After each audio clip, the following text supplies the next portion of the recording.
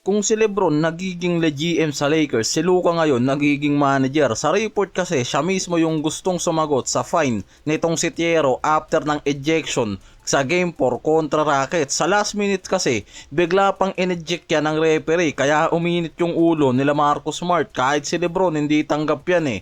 Sa locker room after ng game, si Luka nga raw mismo yung kumausap kay Thiero na handa siyang bayaran yung multa nito. Hindi lang si Thiero ngayon ang abono. Kasama dyan si Smart na halos 35k ang fine dahil sa pag-question nito mismo dito sa official na si James Williams. Ganon din itong si Luke Kennard. Hindi ko rin sure kung legit na suspended itong si Smart sa Game 5. Hindi naman sa NBA official kasi lumabas eh.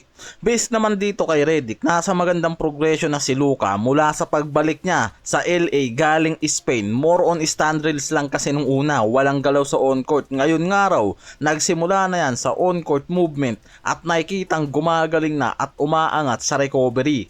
Kaya malaking sign nga raw to na pwedeng makabalik na itong si Luka. Hindi ko lang sure kung early ng second round o mid na.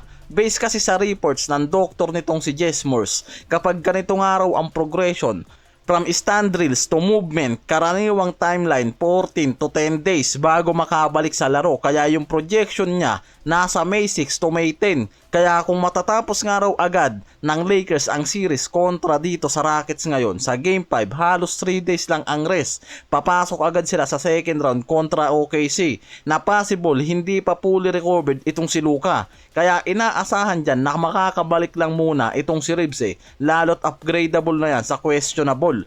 Kaya yung mga analyst, sinasabi rin na parang sinasadya nga raw ngayon ng Lakers magpatalo sa Game 4 para mas mapahaba ang series. Samantalahin yung recovery para kay Luka. Kung aabuti naman kasi ng Game 6 hanggang Game 7, sasakto sa recovery timeline ni Luka.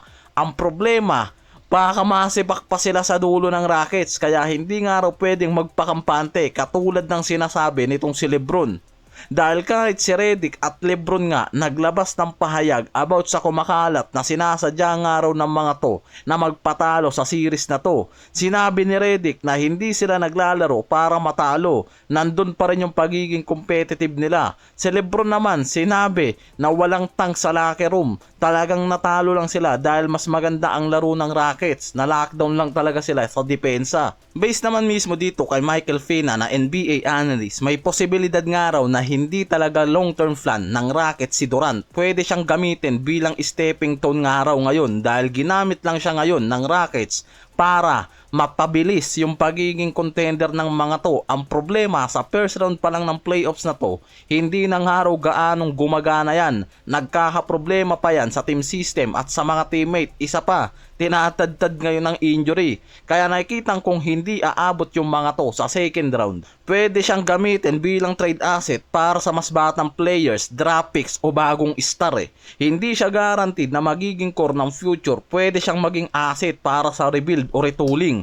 Kaya based nga mismo sa report, malaki ang chance na gamitin itong si Durant bilang stepping stone sa Rockets para sa future rebuild kung hindi sila magtatagumpay sa first round na to kontra Lakers. Parang ang lumalabas kasi ngayon, hindi si Durant ang final piece na nakikita dito sa Rockets. Sa first round na to, halos isang game pa lang yan nakakalaro sa best of 7 series. Ang problema, naglaro siya sa game 2, nabagsak pa ang performance, maraming turnover, plus inconsistency na shooting, na mismong kahit mga teammate niya, siya yung tinuturong dahilan ng pagbagsak ng team nila. Siya ang leader at veteran player ngayon sa Rockets. Dapat nga raw siya ang naglilid sa mga to. Ang problema, nawawala yan dahil sa injury. At isa pa, hindi siya makapag-contest dahil sa pag-double team sa kanya ng Lakers. Kahit siya naman kasi talaga aminado na nahihirapan nga raw to sa depensa na ginagawa sa kanya ng Lakers. Lalo na yung double team. Kaya napipilitan siyang makakuha ng turnover o pilit na tira. Kaya kung first round exit sila ngayon, malinaw na hindi nga raw nag-work ang Durant experiment. Si KD kasi nasa mid-30s na. Ang core ng Rockets, mga bata, Segun, Thompson, Jabari at iba pa. Kaya parang hindi nga raw natutugma yung mga to ngayon. Kaya base sa report, may mga young core ang Rockets. May future pa sila kahit walang Durant eh. Kaya ang tanong mismo ng front office nga raw, sumasabay nga raw ba sila sa timeline ni Durant o bumabalik lang sa long-term build? Kaya lumalabas talaga ang idea ngayon dyan na pwedeng gawing trade asset si Durant, lalo na pag nalaglag yung mga to sa first round. Yan ngayon ang magiging susunod na movement nga raw ng Rockets.